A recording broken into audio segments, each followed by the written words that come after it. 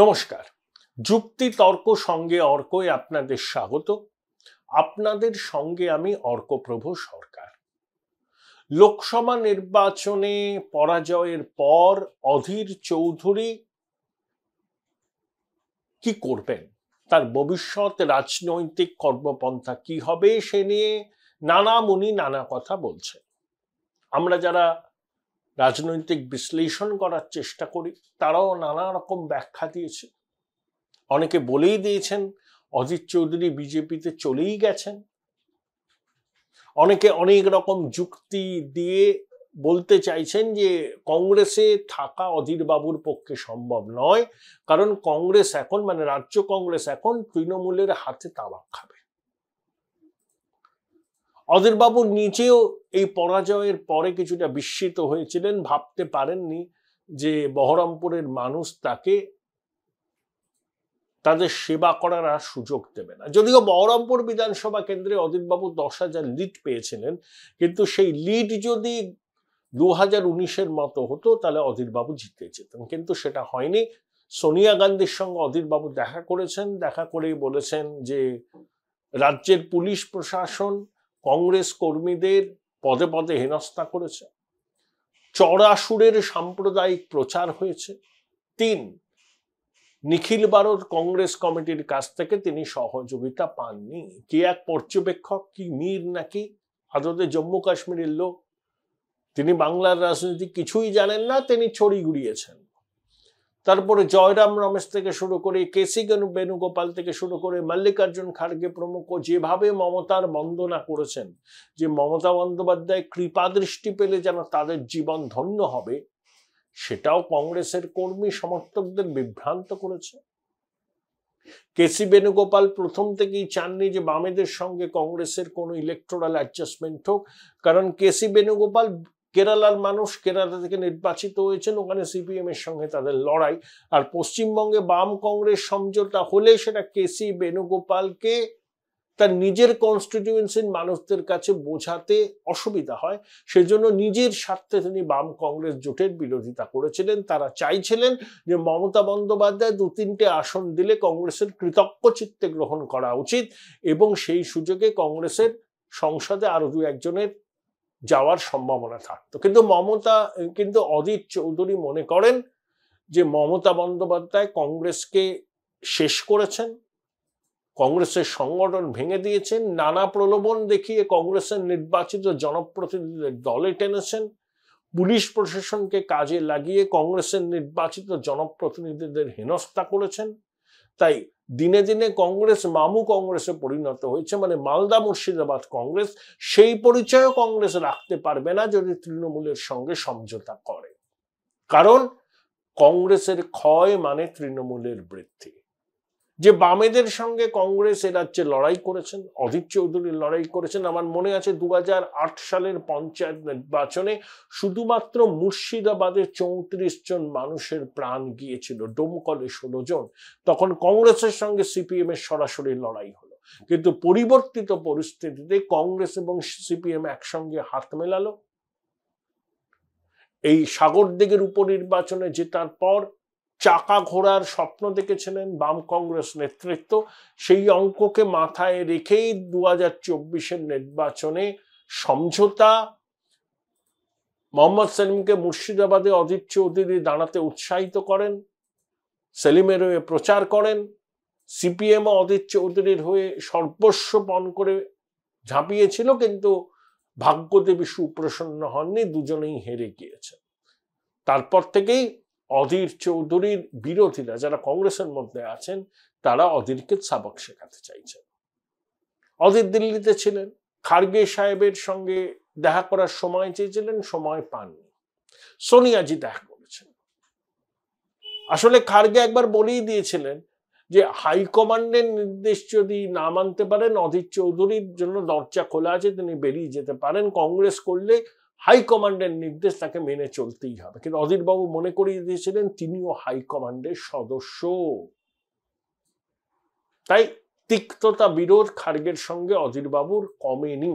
কিন্তু রাহুল গান্ধী 2 দিন আগে অধীরবাবুকে সময় দিয়েছিলেন, দীর্ঘক্ষণ কথা হয়েছে। সাংগঠনিক রদবদল নিয়ে কথা হয়েছে। দেখুন, এ রাজ্যের অনেক কংগ্রেস নেতা যেমন প্রদীপ বচ্চন, শুভঙ্কর সরকার, শঙ্কর মালাকার প্রমুখ চাইছেন যে তৃণমূলের সঙ্গে সমঝোতা করতে। তৃণমূলও চাইছে প্রদেশ কংগ্রেসের সভাপতি পদে এমন একজন বসুন, তিনি তৃণমূলের কথায় উঠবেন, তৃণমূলের কথায় বসবেন। প্রদীপবাবু তাদের প্রথম পছন্দ, কিন্তু প্রদীপবাবু অশীতিপর, তার পক্ষে এই গুরুদায়িত্ব নেওয়া সম্ভব নয়। তৃণমূলের দ্বিতীয় পছন্দ হচ্ছে উত্তরবঙ্গের নেতা শঙ্কর মালাকার। অধীরবাবুর জন্যই তৃণমূলের সঙ্গে কংগ্রেসের 2024 সালে লোকসভা নির্বাচনে সমঝোতা হয়নি। মমতা বন্দ্যোপাধ্যায়, অভিষেক বন্দ্যোপাধ্যায় কংগ্রেসকে 2টি আসন ছেড়ে দিতে রাজি ছিলেন, খুব পিড়াপিড়ি করলে 4টে আসন পর্যন্ত ছাড়তেন, কিন্তু অধীরবাবু তৃণমূলের সঙ্গে কোনো সমঝোতা করতে রাজি ছিলেন না। যদিও কেসি বেণুগোপাল, জয়রাম রমেশ, মল্লিকার্জুন খার্গে তারা কিন্তু চেয়েছিলেন তৃণমূলের সঙ্গে সমঝোতা করতে। কেসি বেণুগোপাল কেরলের লোক, তাকে সিপিএম এর সঙ্গে লড়াই করে জিততে হয়, তাই পশ্চিমবঙ্গে বাম কংগ্রেস সমঝোতা হলে কেরলে কেসি বেণুগোপালকে তার ভোটারদের কাছে জবাবদিহি করতে হতো। আবার অধীর চৌধুরীকে যখন রাহুল গান্ধী, সোনিয়া গান্ধী 2009 সালে কংগ্রেসের সংসদীয় দলের নেতা করলেন, তখন মানিকম টেগর, কেসি বেণুগোপাল, এরা কেউ, আনন্দ শর্মা, এরা কেউ রাজি হননি। Join Indian Institute of Hotel Management now. Right choice, right decision. প্রতি পদে পদে অধীরের বিরোধিতা করেছেন। এখন অধীরবাবু হেরে গেছেন, এখন তারা প্রতিশোধ নিচ্ছেন, সেই জন্য খার্গে সময় দিতে রাজি হচ্ছেন না। কিন্তু রাহুল গান্ধী দিয়েছেন। কিন্তু রাহুল গান্ধীর কাছেও কি অধীরবাবুকে পুনর্বাসনে দেওয়ার খুব একটা সুযোগ আছে? দেখুন, 3রা সেপ্টেম্বর রাজ্যসভার যে ভোটগুলো হবে, তেলেঙ্গানাতে একটা আসন কংগ্রেস পাবে, সেখানে অনেকেই দাবিদার, সম্ভবত অভিষেক মনু সিংভি সেখানে অগ্রাধিকার পাবেন। সাংগঠনিকভাবে অধীরবাবুকে একটা পদ দেওয়া যেতে পারে, তিনি সিডব্লিউসির সদস্য রইলেন, কিন্তু অধীরবাবু কি তাতে রাজি হবেন? রাহুল গান্ধী যদি বলেন যে অধীরবাবু আপনি তো থাকতে চাইছেন না সভাপতি হিসাবে, আপনি একজনকে বলুন যে সভাপতি থাকবেন এবং রাজ্যে কংগ্রেসকে নিজের পায়ে দাঁড় করাবেন, তখন অধীরবাবু তার উত্তরসূরিকে চিহ্নিত করতে পারেন, চয়ন করতে পারেন। তাতে আবার তৃণমূলের সঙ্গে কংগ্রেসের দিল্লিতে সমস্যা দেখা দিতে পারে। তৃণমূল চাইছে সংখ্যালঘু ভোট যাতে আর ভাগ না হয়, উত্তরবঙ্গে যাতে ভাগ না হয়, তার জন্য কংগ্রেসকে পাশে পাওয়া দরকার। এবং তারা এমন একজন প্রদেশ সভাপতি চাইছেন যিনি তৃণমূলের কথায় উঠবেন, তৃণমূলের কথায় বসবেন। তাহলে অধীরবাবু তার উত্তরসূরি চিহ্নিত করলে সেটা তো হবে না। এবং রাহুল গান্ধী, খার্গে, সোনিয়াজি এই মুহূর্তে কতটা তৃণমূলকে হোস্টাইল করতে পারবেন সর্বভারতীয় রাজনীতির বাধ্যবাধকতায়, এটা নিয়ে প্রশ্ন আছে। অধীরবাবু যখন মমতাকে তীব্র আক্রমণ করতেন, সোনিয়া তাকে বলেছিলেন অধীর একটু মমতাকে নিয়ে এত বলো না। আপনারা মনে রাখতে পারবেন, দেখুন অধীরবাবু দিল্লিতে সংবাদ মাধ্যমকে এড়িয়ে চলতেন, কারণ তিনি কি বলবেন, তাকে সাংবাদিকরা প্রশ্ন করলে তিনি তো মমতার গুণগান করতে পারবেন না, সেই জন্য দিল্লিতে সংবাদ মাধ্যমকে তিনি এড়িয়ে চলতেন, যা বলতেন কলকাতায় বলতেন। তাই অধীরবাবুকে রাজনৈতিক পুনর্বাসন রাহুল গান্ধী দিতে চাইলে তাকে সাংগঠনিক কোনো পদ দিতে হবে, কংগ্রেস ওয়ার্কিং কমিটি তিনি সদস্য থাকবেন, কিন্তু এই মুহূর্তে সংসদে তাকে নিয়ে আসা সম্ভব নয় রাহুল গান্ধীর। হয়তো রাহুল গান্ধী অধীরবাবুকে কাছে কিছু অনুরোধ করেছেন, কিছু সময় চেয়েছেন, অধীরবাবু তাকে সেই সময় দেবেন। তারপরেও যদি কিছু না হয়, তখন তাকে রাজনৈতিক সিদ্ধান্ত নিতে হবে।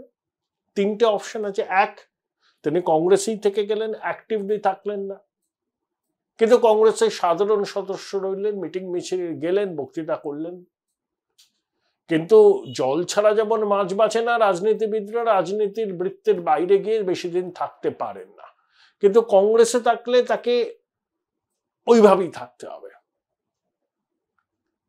তিনি তৃণমূলের বিরুদ্ধে আক্রমণাত্মক হলে দিল্লিতে কংগ্রেস নেতৃত্বের সমস্যা হবে, তখন মমতা বন্দ্যোপাধ্যায় জিঞ্জার গ্রুপ তৈরি করবেন, বেসুরো গাইবেন ইত্যাদি। 2, আলাদা দল গঠন। দেখুন, মমতা বন্দ্যোপাধ্যায় আলাদা দল গঠন করে সাফল্য পেয়েছিলেন, তখন তার বয়স 4-এর কোঠায়। শরদ পাওয়ার এনসিপি করে কংগ্রেসের সঙ্গে সরকার করেছেন। অধীরবাবু 70 ছুঁই ছুঁই। এখন দেশের যে রাজনৈতিক পরিস্থিতি, আলাদাভাবে দল গঠন করে সাফল্য পাওয়া খুব মুশকিল। তার জন্য অর্থের দরকার। সেই অর্থ অধীরবাবুকে কে জোগাবে? ধরুন অধীরবাবু একটা দল করলেন, যেমন সোমেনবাবু করেছিলেন প্রগতিশীল ইন্দিরা কংগ্রেস, প্রণববাবু করেছিলেন রাষ্ট্রীয় সমাজবাদী কংগ্রেস, কোনোটাই সাফল্য পায়নি। প্রণববাবু, সোমেনবাবু তো ভুলেই গেছিলেন তারা যে দল করেছিলেন সেই দলটার নাম কি ছিল। তাহলে অধীরবাবু ধরুন একটা কিছু কংগ্রেস দিয়ে নাম করলেন, একটা দল করলেন, এই বামপন্থী আইএসএফ এর সঙ্গে সমঝোতা করে লড়লেন, যেখানে সংখ্যালঘুদের, যেসব কেন্দ্রে সংখ্যালঘুরাই নির্ণায়ক, তারাই 70%, সেরকম কয়েকটি কেন্দ্রে এরকম অ্যালায়েন্সের প্রার্থী সাফল্য পেতে পারে, কিন্তু অন্য জায়গাতে তারা পাবে না। যেখানে সংখ্যালঘুদের সংখ্যা 30%, তারা বিজেপিকে রুখতে ওই ভোটটা দেবে তৃণমূলকে। কিন্তু যেখানে তারা 70%, সেখানে তারা হয়তো অন্য দলকে দিতে পারেন বিজেপি বিরোধী, কারণ তারা নিশ্চিত হবেন যেই জিতুক সে বিজেপি বিরোধী আসনেই বসবেন। কিন্তু সেই রকম সমঝোতা, সেরকম অধীরবাবু দল গঠন করবেন, সমঝোতা হবে, এগুলো খুব সিমস টু বি রিমোট। অধীরবাবু ওই রাস্তায় হাঁটবেন বলে মনে হয় না। কিন্তু অপশন সামনে রাখবেন, 3 বিজেপিতে যোগদান। বিজেপি তাকে ত্রিপুরা থেকে রাজ্যসভায় জিতিয়ে আনতে পারে। বিপ্লব দেবের খালিও আসনটিতে তো ভোট হবে। ধরুন সেটা ছেড়ে দিন, 2026-এ পশ্চিমবঙ্গে অনেকগুলো রাজ্যসভার আসন খালি হবে, বিকাশ ভট্টাচার্যের মেয়াদ শেষ হবে, বামপন্থীরা কাউকে পাঠাতে পারবেন না, সেই জায়গায় বিজেপি একজন পাঠাবেন, সেখানে অধীরবাবু যেতে পারে। হয়তো মুর্শিদাবাদে অধীরবাবুর রাজনীতি করতে একটু অসুবিধা হবে, কারণ এতদিন তিনি বিজেপি বিরোধী কথা বলেছেন, রাতারাতি বিজেপি ন্যারেটিভ মানুষের কাছে নিয়ে যেতে একটু অসুবিধা হতে পারে। কিন্তু রাজনীতিতে সব হয়।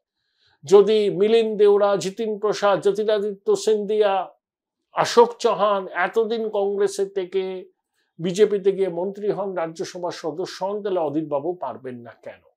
পশ্চিমবঙ্গে রাজনীতি করতে হলে তার কাছে কিন্তু বিজেপিতে যোগদান করা ছাড়া সত্যিকারের কোনো বিকল্প নেই। অধীরবাবু যেটা ভাবছেন না তা নয়, কিন্তু হয়তো রাহুল গান্ধী তাকে একটু অপেক্ষা করতে বলেছেন, হয়তো তার কাছ থেকে একটু সময় চেয়েছেন, সেই সময়টা রাহুলকে দেবেন অধীর। কিন্তু তারপরেও তিনি যদি দেখেন যে রাহুলের আন্তরিক ইচ্ছা থাকলেও পরিস্থিতি রাহুলকে বাধ্য করছে অধীরবাবুকে কোনো গুরুত্বপূর্ণ দায়িত্ব দেয়া থেকে বিরত থাকতে, তখন অধীরবাবুর কাছে একটাই অপশন থাকবে, সেটা হলো বিজেপিতে যোগদান। হয়তো আগামী দিনে অধীরবাবু সেই রাস্তায় হাঁটতে চলেছেন।